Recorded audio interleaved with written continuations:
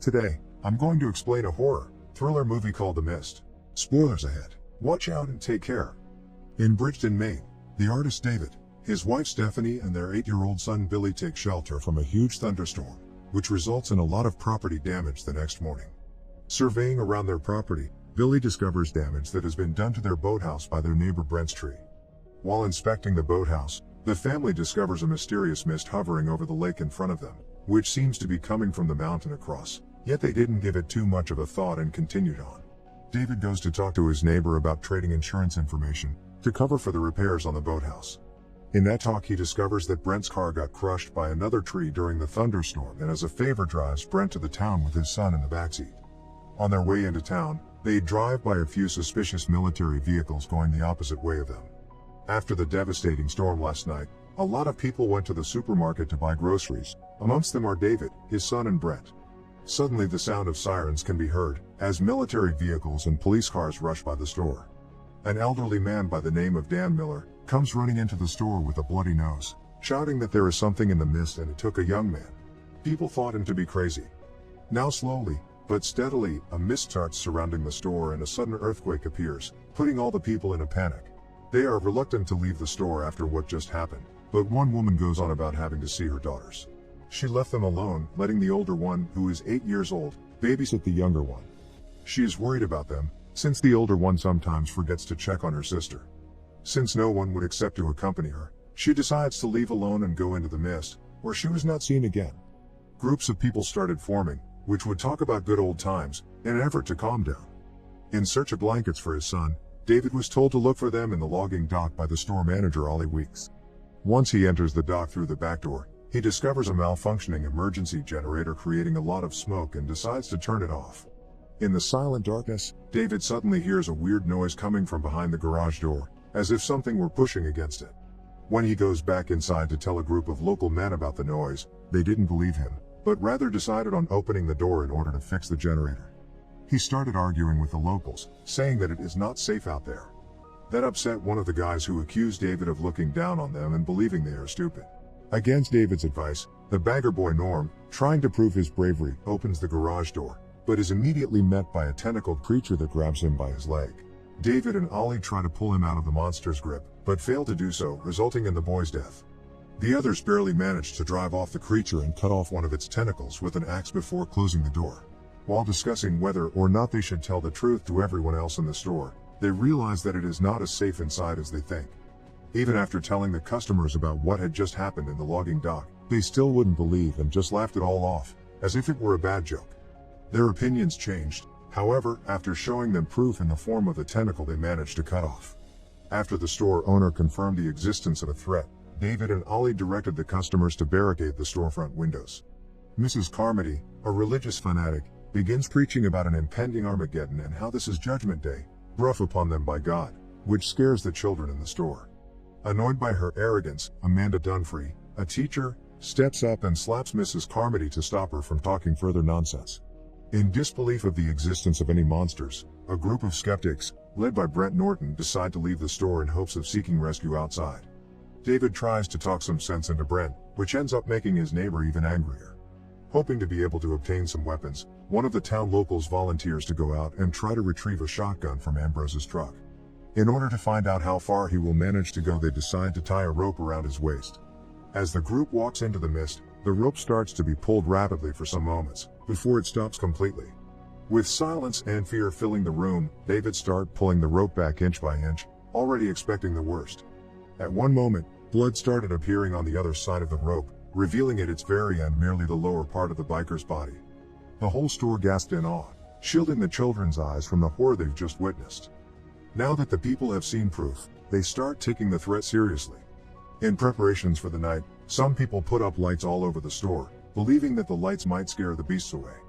Sadly, that trick only ends up attracting the creepy enormous flying insects.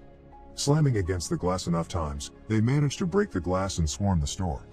Everyone starts panicking and running from the creatures, but some of them did so in vain.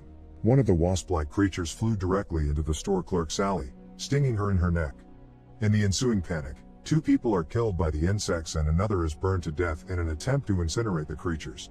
Sally's death left one particular man grieving, Jessup, who had just admitted his feelings for her a few minutes prior. Mrs. Carmody perfectly described a scene from the Bible that replicates this exact incident, and in the chaos is miraculously spared from an insect, leading her to proselytize more fervently and gain followers among the survivors. Meanwhile, the store manager Ollie saves Billy's life by shooting one of the insects before it could attack him. The next morning, a small group, led by David, goes to the neighboring pharmacy in search of medical supplies and some other survivors, who might have sought shelter in there. Amanda and others tried to convince him of the danger this idea poses, and that he could leave his son orphaned, but he believed it to be safe enough to get to the pharmacy, reminding them of how far the biker got before he was actually killed. Even Mrs. Carmody advised them against leaving, going off in a monologue of her religious talk, when she gets hit in the head by a can. It turns out to have been thrown by an ex-teacher, Irene Riepler, who told her to shut her mouth. Going through the mist, they actually quickly got to the pharmacy. Since it was quiet inside, they believed to be safe. However, inside the pharmacy, they discover the nest of giant spiders along with a dead group of people led by Brent. Their bodies were used as hatching ground for 1 million new spiders. They get attacked by the giant spiders, who killed 2 men using their burning web to skin and wound their prey. In an attempt to retreat, Dan gets met by another spider in front of the exit door, which he brutally stabs using merely a stick. Luckily, the rest of the group get back to safety inside the store. Mrs. Carmody, who had opposed the expedition, uses this failure to increase her influence by offering protection from divine wrath to new converts. Many believers would start forming circles of prayer, accepting all new joiners.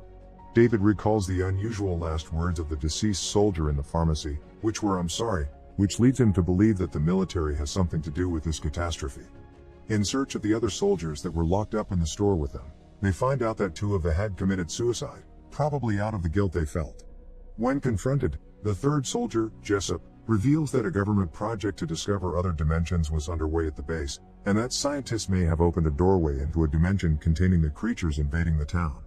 In rage of finding out these news, Mrs. Carmody's followers stab Jessup and offer him as a sacrifice.